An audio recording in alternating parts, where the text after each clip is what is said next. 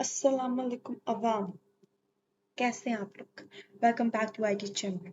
और जैसे हमारी पाइथन सीरीज स्टार्ट थी तो आज बिल्कुल इंट्रोडक्शन ऑफ पाइथन हम पढ़ेंगे। पिछले वाले में हमने पाइथन की इम्पोर्टेंस और इंडस्ट्री में और इस एरा में उसकी क्या वैल्यू है वो पढ़ा था, लेकिन अब हम बिल्कुल पाइथन स्टार्ट करने लगे हैं कि पाइथन की डेफिनेशन क्या है और उसमें क्या क्या चीज़ें यूज़ होंगी। ठीक है, तो स्टार्ट करने से पहले मैं आपको बताना चाहती हूँ कि मैं ना सिर्फ पाइथन की डेफिनेशन बताऊंगी लेकिन कुछ ऐसी टर्म्स बताऊंगी जो मैंने अभी तो यूज़ नहीं की होंगी लेकिन आगे यूज़ करूंगी, ताकि वो आपको अभी क्लियर हो जाए, ताकि जब मैं आगे उनको यूज़ करूँ तो आप लोगों को पता हो कि मैं क्या बोल रही हूँ और उसका क्या लॉजिक बन रहा है स्टेटमेंट का। ठीक है, लेट्स गेट स्टार्टेड। तो ये वो कंटेंट्स हैं जिन्हें हम डिस्कस करेंगे आज की वीडियो में। टेंशन लेनी बहुत ज़्यादा लग रहे हैं लेकिन मैं कोशिश करूंगी कि आप लोगों को अच्छी तरह समझ आ जाए, क्योंकि पॉइंट है अच्छी तरह समझ आने की। So, brief introduction. Let's go to the brief introduction of Python. Python is a high-level, general-purpose, object-oriented and very popular programming language. अब हाई लेवल का मतलब क्या है? हाई लेवल का मतलब है यूजर ओरिएंटेड, यूजर के लिए, मतलब वो लैंग्वेज जिसे यूजर समझ सके। ठीक है, जनरल पर्पस जैसे मैंने अपने पुरानी वीडियो में बोला था कि जो पाइथन है वो तकरीबन हर किस्म के प्रोग्राम्स बनाने के लिए इस्तेमाल होती है, और यही बात यहाँ पर लिखी हुई है, capable of creating all types of programs. अब बात आती है ऑब्जेक्ट ओरिएंटेड। तो ऑब्जेक्ट ओरिएंटेड का मतलब है it is based on the concept of objects having distinct attributes. ये जो लैंग्वेज है ये ऊप के कॉन्सेप्ट पे बेस है। ऊप मतलब ऑब्जेक्ट ओरिएंटेड प्रोग्रामिंग, जिसके अंदर ऑब्जेक्ट्स के होते हैं और वो डिस्टिंक्ट, उनके डिस्टिंक्ट एट्रीब्यूट्स होते हैं, और ये एट्रीब्यूट्स उन्हें मतलब डिस्टिंक्ट करते हैं बाकी सारे ऑब्जेक्ट से। ये कॉम्प्लिकेटेड वर्ड और ये कॉम्प्लिकेटेड स्टेटमेंट होगी आप लोगों के लिए, आपको इसकी कॉन्सेप्ट नहीं समझ आएगा क्योंकि ये थोड़ा सा एडवांस इंटरमीडिएट लेवल का है।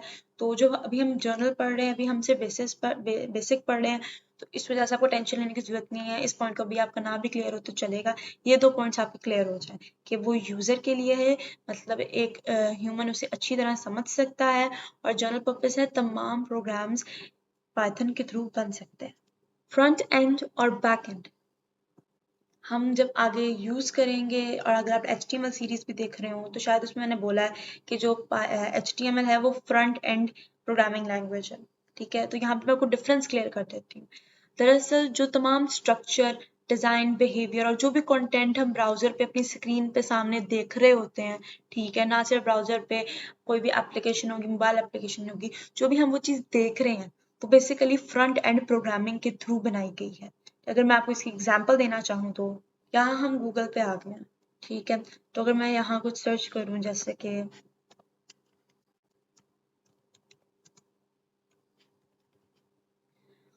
आप लोग सोच रहे होंगे मैं विकिपीडिया पे इतना क्यों जाती हूँ, एक्चुअली ये मेरी बड़ी फेवरेट वेबसाइट है। ठीक है, अब हम यहाँ पर आ चुके हैं। ठीक है, तो अगर मैं इसको यहाँ पर व्यू पेज सोर्स करूँ तो आपको ये जितना सारा का सारा आपको ये कोड नज़र आ रहा है, ये फ्रंट एंड प्रोग्रामिंग है। ठीक है, और आप लोगों को जो ये नज़र आ रहा है ये फ्रंट एंड प्रोग्रामिंग का रिजल्ट है। ठीक है, ये इमेज, ये कंटेंट वगैरह, ये सब कुछ जो है ये फ्रंट एंड प्रोग्रामिंग, और अगर आप व्यू पेज सोर्स करेंगे तो ये सारा कोड आपको नजर आएगा, ये फ्रंट एंड प्रोग्रामिंग है। लेकिन अब जब बात करें बैकएंड की, तो बैकएंड कंप्यूटर के उस कोड को रेफर करता है जिसे यूजर या क्लाइंट एक्सेस नहीं कर सकता। ठीक है, उसे सिर्फ सर्वर, या हम कह सकते हैं जिस बंदे ने वो प्रोग्राम बनाया, ठीक है, बेसिकली सर्वर ही, वो सिर्फ उन्हें एक्सेस कर सकता है। और बैकएंड में बेसिकली आपका डाटा स्टोर किया जाता होता है तब। ठीक है, उसके लॉजिकल ऑपरेशंस वगैरह सब कुछ बैकएंड पे होता है। ठीक है, अगर मैं आपको दिखाऊं जाकर दोबारा वापस विकीपीडिया पर, और आप यहाँ देखें तो यहाँ पर HTML इस्तेमाल हुई है, जावास्क्रिप्ट इस्तेमाल हुई है, CSS इस्तेमाल हुआ है। ठीक है, लेकिन यहाँ पर जो इसकी बैकएंड लैंग्वेज होगी वो यहाँ पर उसका कोड अवेलेबल नहीं होगा, बिकॉज बैकएंड के अंदर प्राइवेट डाटा स्टोर होता है, जिसकी वजह से उसका एक्सेस सिर्फ सर्वर के पास होता है। ठीक है, आई होप आपको क्लियर हो चुका होगा। तो अब मैं आप लोगों के लिए पढ़ देती हूँ। The structure, design, behavior and content of everything seen on browser screens when website, web application or mobile apps are opened is done by front-end programming. HTML, CSS, JavaScript, ये front-end प्रोग्रामिंग की examples हैं, programming languages की examples हैं, ठीक है। The backend refers to the part of the computer application or program's code that allow it to operate and that cannot be accessed by the user. वो मैंने आपको दिखाया था, वो आपने जो कोड देखा था वो फ्रंट एंड कोड था, बैक एंड कोड क्लाइंट और यूजर को अवेलेबल नहीं होता। फिर एक क्वेश्चन यहाँ पर आता होता है, इज पाइथन फ्रंट एंड और बैक एंड? तो इसका सिंपल आंसर आप सुन के थोड़ा सा शॉक होंगे, बिकॉज मैंने बोला था कि बैक एंड है, तो मैं बताना चाहती हूँ कि ये दोनों वेज में इस्तेमाल हो सकता है, ये फ्रंट एंड में भी इस्तेमाल हो सकता है और बैक एंड डेवलपमेंट में भी इस्तेमाल हो सकता है। लेकिन ये Python is an ideal back and language. ये आइडियल बैक एंड लैंग्वेज क्यों है, इसकी एक वजह है, क्योंकि जो कोड रीडेबिलिटी इसकी एक फीचर है उस पर बहुत एम्फेसिस है। अब कोड रीडेबिलिटी क्या होता है, इसका एम्फेसिस इस चीज़ पर है कि जो कोड लिखा गया है वो इजीली रीडेबल हो, उसे इजीली पढ़ा जा सके। तो पाइथन इस पे एम्फेसिस करता है, ठीक है, इस पे जोर देता है, ठीक है। एक ये रीजन है, और इसकी वास्ट लाइब्रेरीज, बहुत ज्यादा लाइब्रेरीज और फ्रेमवर्क्स है। ये तीन रीजन के बेसिस पर पाइथन को आइडियली एक बैकएंड लैंग्वेज कंसीडर किया जाता है जब हम टेक्नोलॉजी के एरिया में आते हैं। अभी एग्जांपल्स हैं ये front end HTML, CSS, JavaScript, jQuery, angular JS, ठीक है। और ये मैंने ये नहीं कहा कि सिर्फ यही है, और भी हो सकती हैं, और बैकएंड भी सिर्फ यही नहीं, ये नहीं है, मैंने उनकी और मैंने सिर्फ कुछ एग्जांपल्स दिए हैं, और भी हैं PHP, जावा, पाइथन, जावास्क्रिप्ट, SQL। ये तमाम एग्जांपल्स आपको मैं खासी समझ आ गई होंगी, और मैं उम्मीद करती हूँ कि आप लोगों को फ्रंट एंड और बैक एंड के अंदर डिफरेंस पता लग गया होगा, क्योंकि बहुत ज़्यादा ज़रूरी है स्टार्ट करते हुए कि आप कौन सी लैंग्वेज सीख रहे हो। फिर अगर प्रोग्रामिंग लैंग्वेज को एक और वे में, एक और एट्रीब्यूट के साथ हम इसको डिफरेंस क्रिएट करें, तो कुछ होती हैं हाई लेवल प्रोग्रामिंग लैंग्वेजेस और कुछ होती हैं लो लेवल प्रोग्रामिंग लैंग्वेजेस। अगर हम यहाँ पर आए तो यूजर ओरिएंटेड आपने पीछे पढ़ा था, तो यूजर ओरिएंटेड अगर हम सिंपली मतलब लें तो यहाँ पर इसके हम कह सकते हैं, इसने डिफाइन किया हुआ है, it is programmer friendly language. यहाँ पर जबकि लो लेवल प्रोग्रामिंग लैंग्वेज होती है वो machine oriented, it is a machine friendly language, because जो हाई लेवल लैंग्वेज होती है उसे प्रोग्रामर समझ सकता है, ठीक है। जो लिखा जा रहा होगा, अगर हम आगे कोड करना स्टार्ट करेंगे तो आपको पता लगेगा जो कोड हम लिख रहे हैं उसको आप पढ़ सकते हो, आपको समझ आ सकती है, ठीक है। लेकिन जो मशीन कोड है, ठीक है, लेकिन मशीन को डिफिकल्टी होगी उसे समझने में, बिकॉज हम ABCD लिख रहे हैं, मशीन को तो नहीं पता ABCD क्या है। बिकॉज अगर आपने कंप्यूटर पढ़ा तो आपको पता है कि मशीन की जो अपनी लैंग्वेज है, कंप्यूटर की जो अपनी लैंग्वेज है वो बाइनरी लैंग्वेज है। 1 0 उसकी बाइनरी लैंग्वेज है और वो उसकी अपनी नेटिव लैंग्वेज है। तो इस वजह से जो लो लेवल लैंग्वेज होती है वो बाइनरी में होती है, ठीक है, और वो मशीन फ्रेंडली लैंग्वेज होती है, उसे मशीन समझ सकती है लेकिन प्रोग्रामर नहीं समझ सकता, ठीक है। तो यहाँ करें तो यहाँ पे और एक उसके डिफरेंस रखा हुआ है, वो है it is easy to understand by human high level language को आसानी से समझ सकता है, लेकिन it is difficult to understand by human. Low level language इंसान इतनी इजीली नहीं समझ सकता। एक और डिफरेंस जो यहाँ पर क्रिएट किया गया है, जिसमें ये 3 वर्ड्स आए हैं जो आपके लिए न्यू होंगे, लेकिन मैं आपको एक्सप्लेन करूंगी क्योंकि कलर्ड है तो मतलब इनको एक्सप्लेन लाजमी किया जाएगा।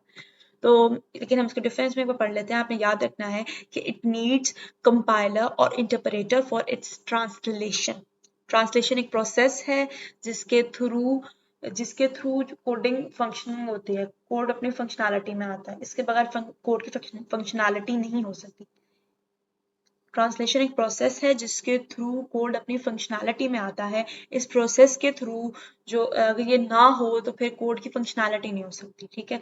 लेकिन लो लेवल प्रोग्रामिंग लैंग्वेज जो होती है वो असेंबलर यूज करती है फॉर इट्स ट्रांसलेशन। एग्जाम्पल की बात की जाए तो पाइथन, जावास्क्रिप्ट, जावा, जावास्क्रिप्ट, HTML, CSS, ये सारे जो हैं ये हाई लेवल लैंग्वेज है, बिकॉज आप इनको लिखोगे आपको समझ आएंगे, ठीक है। लेकिन जो लो लेवल लैंग्वेज उनमें जो उसके एग्जांपल्स हैं वो है assembly language and machine language. मैं उम्मीद करती हूँ आप लोगों को इन दोनों के दरमियान डिफरेंस पता लग गया होगा, ये वाज़िया डिफरेंस है। अब ट्रांसलेशन क्या होती है, आप लोगों के दिमाग में बहुत सारे क्वेश्चंस पॉप अप हो रहे होंगे, जबकि मैंने मना किया था कि आपने बहन पे ट्रस्ट रखना है, बहन आपको बताएगी, लेकिन फिर भी चलो कोई नहीं, समझा देती हूँ। लेकिन ट्रांसलेशन समझने से पहले ये 2 वर्ड्स हैं, 2 एलिमेंट्स हैं जो मैं चाहती हूँ कि आप लोग एक बार समझ लें, ताकि वो ट्रांसलेशन आपके लिए समझनी आसान हो जाए कि ट्रांसलेशन बेसिकली क्या होती है, ठीक है। मैं बताना चाहती हूँ कि वो सोर्स कोड के बारे में पहले। Source code is a collection of statements and instruction that are written by computer programmer using standard programming language. कोई भी स्टैंडर्ड प्रोग्रामिंग लैंग्वेज जैसे पाइथन होगी, जावा होगी, C++ होगी, ठीक है, कोई भी स्टैंडर्ड प्रोग्रामिंग लैंग्वेज, उसके अंदर हम जो कोड फीड करते हैं, जो हमने कोड लिखना है, उसको हम सोर्स कोड कहते हैं, ठीक है। और जो ऑब्जेक्ट कोड है generally refers to output of instructions, ठीक है। लेकिन आउटपुट ऑफ इंस्ट्रक्शंस में लोग बहुत कंफ्यूज होते हैं, उन लोगों को लगता है कि जो हमने जो कोड लिखा है, ठीक है, उसके बाद जो नीचे जो उसका आउटपुट आ गया, जो रिजल्ट हो गया उसका, वो ऑब्जेक्ट कोड है। तो वो ऑब्जेक्ट कोड नहीं है। ऑब्जेक्ट कोड ये है बेसिकली कि हमने जो प्रोग्रामिंग लैंग्वेज उसके अंदर लिखी, हमारी हाई लेवल प्रोग्रामिंग लैंग्वेज, उसका कन्वर्ट होकर वो मशीन लैंग्वेज में कन्वर्ट हो जाती है। तो वो जो मशीन लैंग्वेज का कोड जो हमारे पास होता है वो ऑब्जेक्ट कोड होता है। जो एंड में रिजल्ट आता है वो ऑब्जेक्ट कोड नहीं होता, ठीक है। आई होप आप लोगों को समझ आ गया होगा डिफरेंस। अब व्हाट इज ट्रांसलेशन? अब ट्रांसलेशन आपको समझना आसान होगा। The process of converting source code into object code is called translation. Source code जो हमने लिखा है, जो हमने कोड बनाया है, उस पर ट्रांसलेशन होती है, और जैसे ट्रांसलेशन का प्रोसेस होता है तो वो ऑब्जेक्ट कोड में कन्वर्ट हो जाता है, जो कि मशीन कोड होता है, जिसे अब मशीन समझ सकती है और उस पर वर्किंग कर सकती है। अब उसकी मतलब लैंग्वेज में वो कन्वर्ट हो चुका है, तो अब मशीन उस पर वर्किंग कर सकती है। आई होप आपको क्लियर हो गया होगा। अब कुछ जनरल नॉलेज स्टेटमेंट्स हैं जो कि मैं आप लोगों के साथ शेयर करना चाहती होती हूँ। जब भी मुझे पता लगती हैं, आई रियली फील हैप्पी कि मैं लोगों से शेयर करूँ, बिकॉज जब आपके लिए बना रही होती हूँ तो मुझे बहुत कुछ नया जानने को मिलता है, तो मैं चाहती हूँ कि वो आप लोगों को भी पता हो।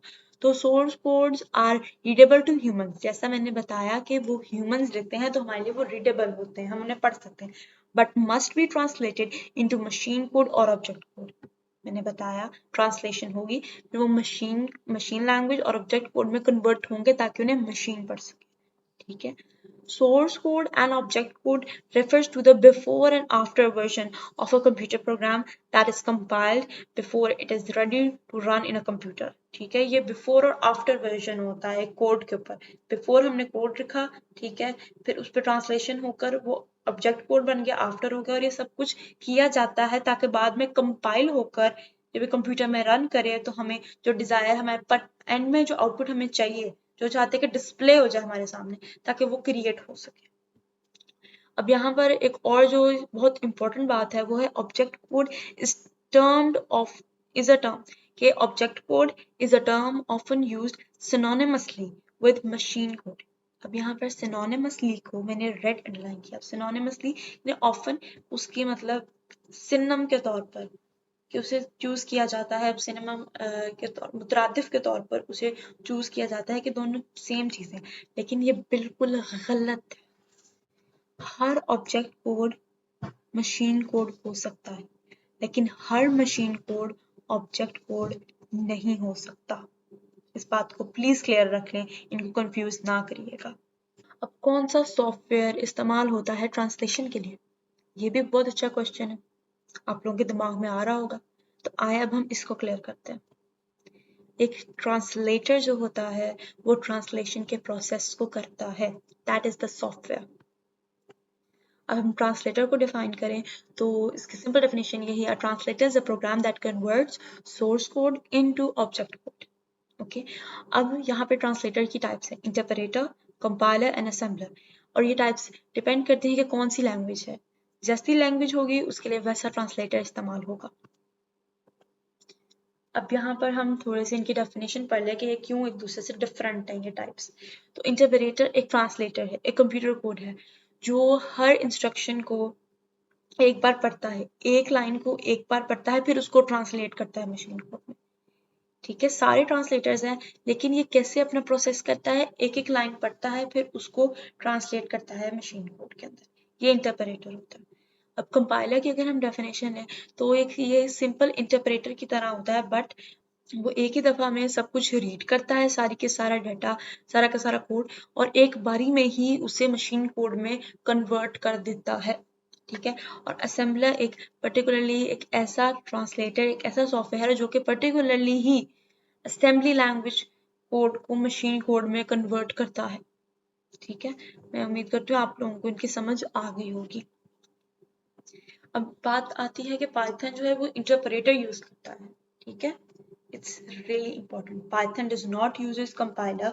Python is a high level language.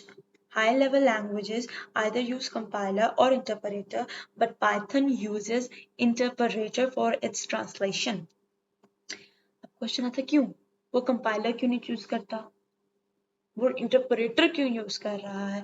तो एक्चुअली पाइथन इंटरप्रेटर इसलिए यूज करता है बिकॉज एक टॉप सीक्रेट बात है, समझे इस बात को, एक पीछे एक रीजन है कि पाइथन जो है वो इंटरप्रेटर इसलिए इस्तेमाल करता है बिकॉज वो सोर्स कोड को जो लिखी होती है डेवलपर के थ्रू एक इंटरमीडिएट लैंग्वेज में कन्वर्ट करता है, ठीक है। ये अपनी एक स्पेसिफिक, ये भी वो कोड ये मशीन लैंग्वेज नहीं हुई, ठीक है। अब ये एक अनदर लैंग्वेज में इसे ट्रांसलेट करता है और फिर बाद में उस ट्रांसलेटेड लैंग्वेज को मशीन लैंग्वेज में कन्वर्ट होता है, इस वजह से इंटरप्रेटर इस्तेमाल होता है इसके अंदर, ठीक है। अब यहाँ पर जनरल नॉलेज स्टेटमेंट्स हैं जो मैं ऐसा शेयर करने लगी हूँ।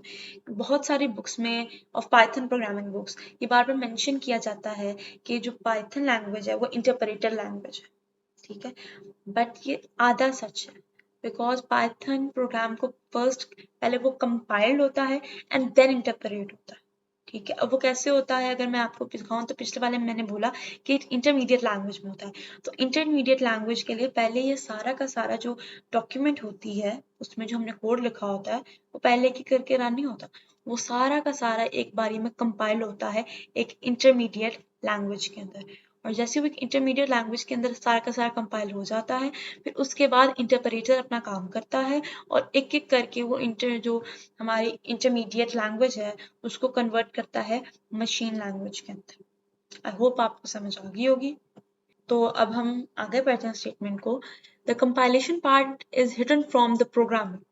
ये कंपाइलेशन की जो पार्ट होता है वो दरअसल प्रोग्रामर से हिडन होता है, ठीक है। तो बहुत सारे प्रोग्रामर सिर्फ ये बिलीव करते हैं कि ये इंटरप्रेटेड लैंग्वेज है, और आप जितनी भी मेरी बात माने किताबें देखेंगे या कहीं पर भी देखेंगे तो आपको यही मिलेगा that Python is an interpreted language, जबकि बात हाफ करेक्ट है, ठीक है, रियलिटी में। लेकिन बहुत सारे प्रोग्रामर्स यही मानते हैं कि वो एक इंटरप्रेटेड लैंग्वेज है। अगर हम नेक्स्ट पॉइंट की तरफ चलें तो यहाँ पर कहा गया है कि internally Python convert the source code into an intermediate form, जैसा कि मैंने यहाँ जिक्र किया था कि इंटरमीडिएट लैंग्वेज में कन्वर्ट करता है, ठीक है, और उस फॉर्म को बाइट कोड्स कहा जाता है, उस लैंग्वेज को उसको बाइट कोड्स कहा जाता है, ठीक है, and then translated into native language of specific computer to run it. इसको नेटिव लैंग्वेज में कन्वर्ट करते हैं ताकि कंप्यूटर उसके ऊपर प्रोसेस करके हमें रिजल्ट दे। Thank you so much for becoming a part of this video. अगर आप लोगों को कुछ भी समझ आया है या कुछ भी आपने इससे लर्न किया है तो लिटरली ये मेरे लिए बहुत बड़ी बात है। सो प्लीज़ अगर आपको वीडियो अच्छी लगी है तो लाइक करें, subscribe my channel, and please do comment. It means a lot to me. Thank you so much. Allah Hafiz.